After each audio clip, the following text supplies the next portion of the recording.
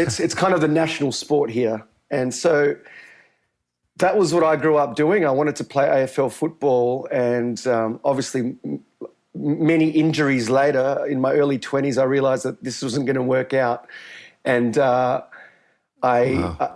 went back to Brazil. I traveled back with my brother and reconnected with the land, and it was there that I decided that music was what I wanted to pursue. And there was just something that was calling me to do that. And that's how I started my journey, guys. It was, I was late to the party, if you know what I mean. Yeah. Late bloomer. I mean, all right, so I want to talk about music for sure. I guess that's why we're here. But I'm kind of fascinated by this. You said this Australian football is a 360 game. Can you break that down a little bit for us before we get into the music stuff? Yeah, I can. Well, what I mean by that is traditionally, like when you look at American football or rugby even, you have two opposing sides that are running at each other almost. So they're on side of the field and they meet in the middle in a way. Well, I think I've seen that. Yeah, whereas Australian rules football, you'll set up like opponents, but in different parts of the ground. So there's 18 versus 18, but you have your forwards and your backs, but the ball kind of just goes up and down the field continuously. So, and there's a lot of transition that happens between the players. So just because you're a defender doesn't necessarily mean that you can't become an attacker, if you know what I mean. You can cover all areas of the ground at any one time. And so what happens is you have a lot of collisions that players can't necessarily brace themselves for. You know, that could be just going backwards with a flight of the ball and another opponent is coming directly at them like a steam train and get a knee in the back, or it's brutal. They're trying to clean it up a little bit because there are a lot of concussions and things happening. But, you know, I played that sport all through my teenage years, and I've had 2 shoulder reconstructions and, disc bulges in my back all before I was 21. So, yeah, I'm actually glad that I don't play it anymore. Yeah, I'm kind of glad for you. Music injuries are just carpal tunnel. Right. Nothing now. And there may be a reason why that style of football has not made it over to North America. Exactly. A couple of reasons, but welcome over to the music side. So Thanks. you kind of found your connection with music after getting the crap beat out of you playing football. So what was there a moment where you're like, was there a moment where you're like, I want to do this music? Like, how does that happen? Were you eating breakfast and you heard a song and you're like, this is me now? Oh, look, I can't really explain it, Anthony. My mum's side of the family as well was quite musical. So she bought me a guitar when I was 13, and I played. I got lessons for about 6 months, but even then I wasn't really grabbed. I wasn't grabbed by music itself. I enjoyed like just playing guitar, but something happened while I was in Brazil. There was something that happened to me, for lack of a better word, I could probably say spiritually, that there was a calling there. I didn't know what it was, but there was a lot of clarity around it. That Interesting. I came back from that trip to Australia and I said, I need to start writing songs. And so I just went along and found a band, got a band together, and we started writing rock. It was pretty much rock and roll back then, and it has evolved since then as I've pursued a solo career. But definitely that was the trigger, that first journey back to Brazil. Wow. Yeah. Fascinating. Yeah. Because it's just the fact that you kind of just transitioned and it was just like you felt like music was calling you. It's kind of a theme. We've spoken to a few people. Did you figure out a songwriting process? How did that work for you? I hear melodies. So the first thing that was that, melodies just, it's not hard for me to sort of latch onto a melody. And so I kind of, it was an intuitive process. I just thought that, okay, well, this is the natural way of writing for me initially.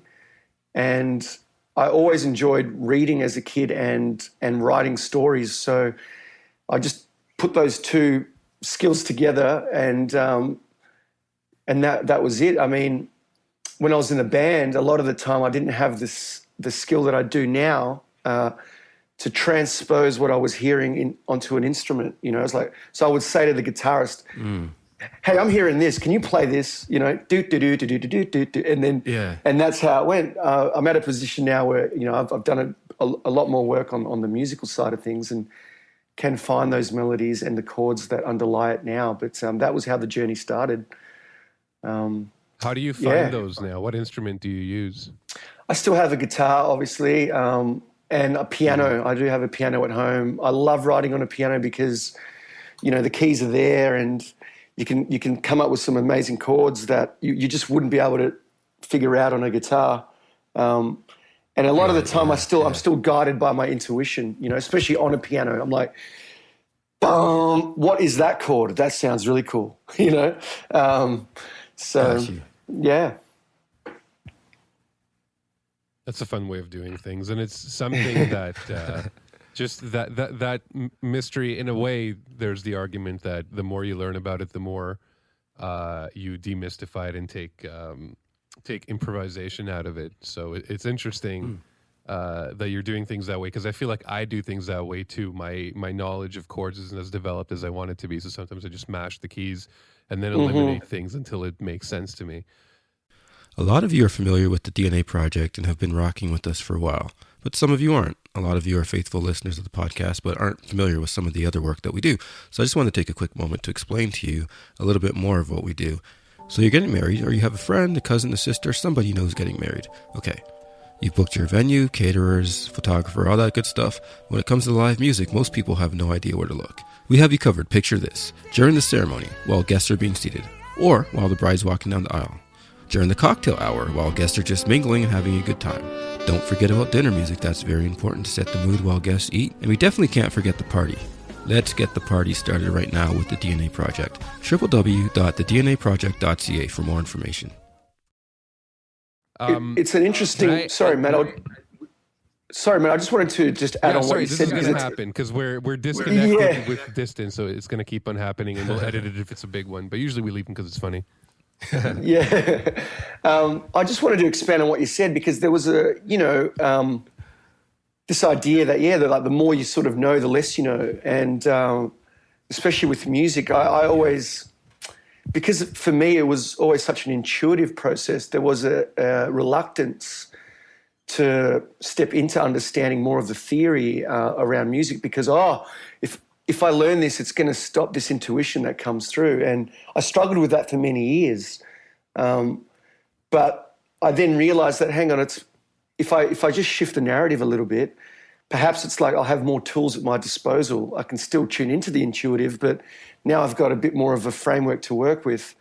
And sometimes I think we can be caught up in, we have to really be cognizant of what is a limiting belief, or that's hindering our progression, but also be aware that, okay, have the discernment to go, okay, at what point does it hinder, or at what point does it actually add to my development? And for me, it was a little bit of a struggle with that early on, but definitely now I'm like a student of music, and I'm always learning. I just want to learn more. Yeah, I want to add to that, working in the studio environment, that opinion that, if I learn more, it will sort of disconnect me from whatever muse is out there that I'm connected to.